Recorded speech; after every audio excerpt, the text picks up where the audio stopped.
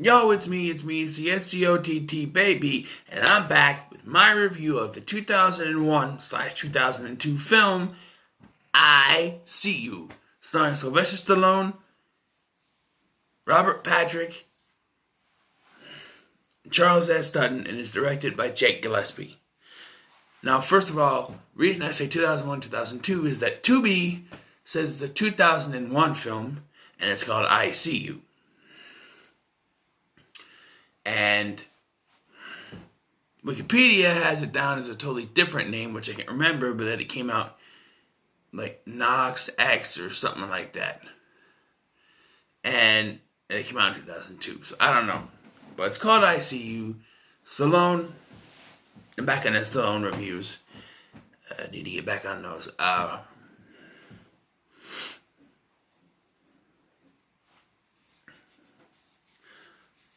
So,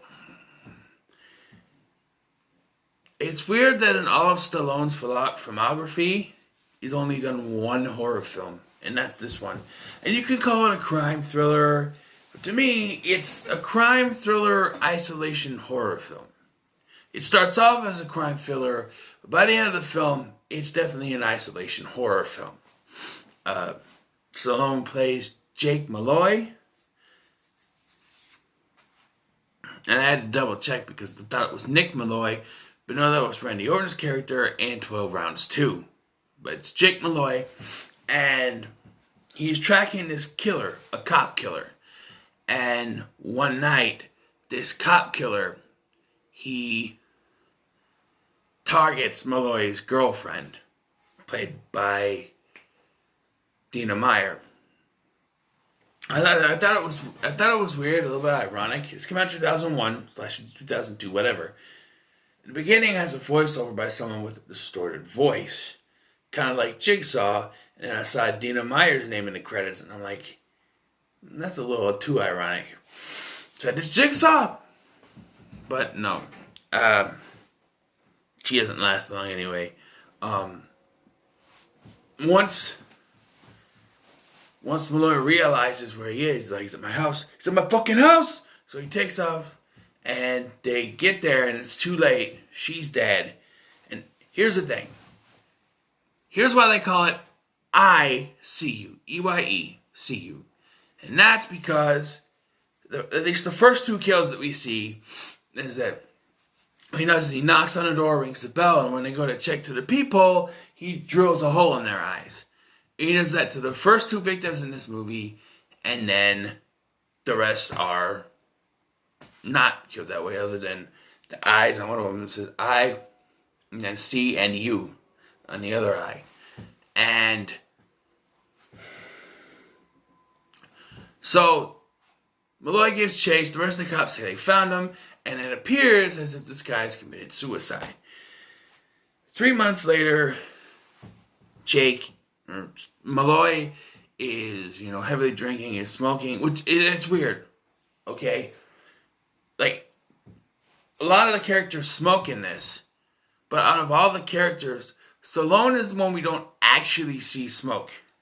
It's really weird. Like, we see smoke coming up from where he would be holding it or something, but we never physically see him go, A bunch of other people, yeah, but you just it's implied that he's smoking, but you never actually see it. It's kind of weird, because, he did it in Rocky and Rocky 5 and all that. Maybe he didn't want to, and he just wanted to make it appear as if he was. Who knows? But after being talked to by his buddy, by Charles S. Dutton, he goes home to his old house, where he sets off the alarm, which do they put alarms on empty houses? I don't know. And he slits his wrists. After this, his buddy Chuck, which is, again, Charles S. Dutton, checks him into this rehabilitation clinic in Wyoming, where there's a bunch of cops, being rehabilitated there. And wouldn't you know it, people start to die in the same manner that his girlfriend and the guy before did, the previous victims do, other than the thing, the to the eye. Like the killer chases it up and doesn't do the eye thing, but it still does the apparent suicide thing, leaving Malloy to suspect that the killer is still alive. Now, first and foremost, yes, this is an isolation horror film. I found myself comparing it to Friday the 13th in a way. There's this killer, nobody knows who it is, you can't really see who it is because there's so much going on, he's wearing the hood, you don't know who it is. He's killing people, you know? I'm tired, I'm sorry. You also have a character, Chuck, who is in the town a little far away from the clinic, which is, you know, Steve Christie from the first Friday the 13th movie. He wasn't at the camp when the killings were going on, only when he showed up. Then he was killed under the camera. But in this case, Chuck does not die. And, you know, it's a good kind of effect to use that, to know that you're stranded and you're fucked and you can't go anywhere. Like Friday the 13th when it was a rainstorm, here it's a snowstorm. And snowstorms, if it gets to a blizzard, can be worse. You know what I mean? And I like how they use that effect. I also like Stallone's performance in this. The scene in which he comes back to find his girlfriend dead, my God, the emotion in that scene, I almost wanted to cry. Just the way this thing, you know, he can convey your emotion from the Rocky movies, but really just is good in emotion. Now, let's talk about some of the characters. Most of the characters in this are decent. There are a couple that kind of make me question it. There's Noah, played by Robert Patrick, and he acts like this big badass type guy, like, I will shoot you, and, you know, but then when he's got a gun put to his head by the killer, which I won't reveal yet, he starts crying like a baby. I'm like, what? His character has not displayed anything. Like, up to this moment, he has not given us any hints that he would do this. It's just kind of, and it's Robert Patrick, the fucking T-1000, fucking faculty. Who wrote this? I'm sorry, that's terrible. You have Robert Patrick crying like a goddamn baby? No. The killer's reveal. It's so meh. Because, one, if you pay attention enough, you can figure out which one it is. You might not know his name. You'd be like, oh, it's the British guy. Because when all this stuff is happening, the British guy is the only one that's not around the others when the stuff happens. Other people are around when it happens, but the British guy is conveniently not there. Like when they discover Doc, who's played by a wasted Chris Christopherson cameo, is they find his body, but everyone else is looking around. But the goofy guy that always looking at, there's this goofy guy, I don't remember his name, but he's always standing in a weird stance and going, I don't know if that's how the guy is, but it's just weird. He's like, I don't know. Maybe that's how the actor is, and if it is, I apologize. But it didn't really fit with the tone. It's supposed to be serious, and you got this guy, okay, and he's the goofiest character in the movie. It just didn't fit with the tone. Like I said, the reveal of who the killer is, it's a guy named Slater. And to me, it's lackluster because you don't really know any of those other cops there. And supposedly, Stallone links it back to the bar where they used to hang out, and that he's been tracking the cops there.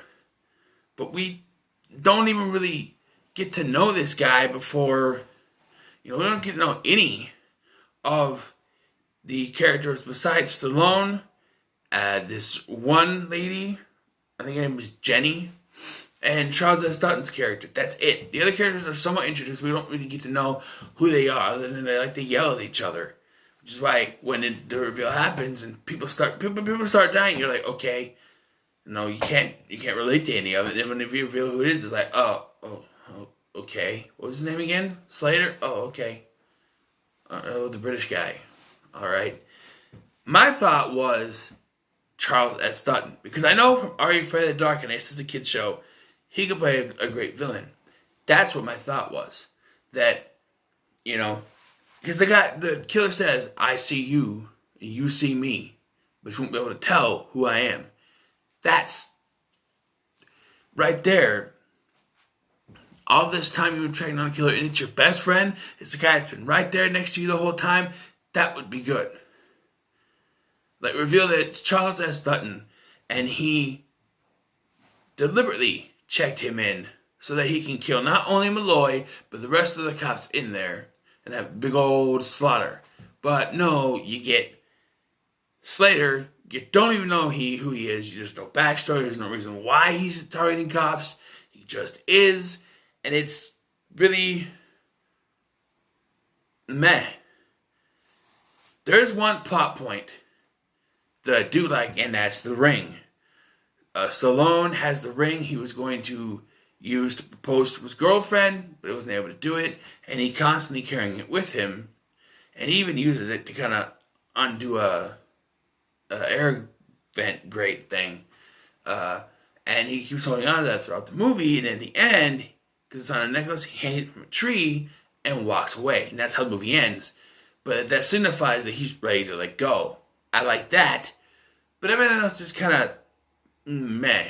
The reveal of the killer, characters you don't really get to know before they die, and they're supposed to be cops, And the important characters, the ones that you got to know, like Stallone, Jenny, Dutton, or Chuck, whatever, they stay alive. But you got other people dying, you don't know who they are. Slater, you don't know who they are. You don't even know who he is, so when it's revealed, oh, it's Slater. Who is Slater? What? Huh? It's not a bad movie, but it's not a good movie, you know what I mean? It's just meh. I mean,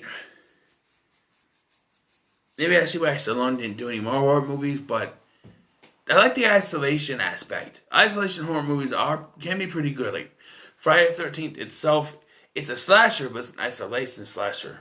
Once the rain starts coming down, they can't go anywhere. Steve can barely get to them. You see what I mean? And there's Frozen, where they're isolated. Not the let it go, but the one where they're stuck on the ski lift. That's isolation. Cabin Fever, they're stuck out there, Not really more of a outbreak movie, but still. I think I'm going to have to give this a 6 out of 10. Give I See You a 6 out of 10. What are your thoughts on I See You? Let me know in the comments below. Like, share, and subscribe. I'll see you in the next one.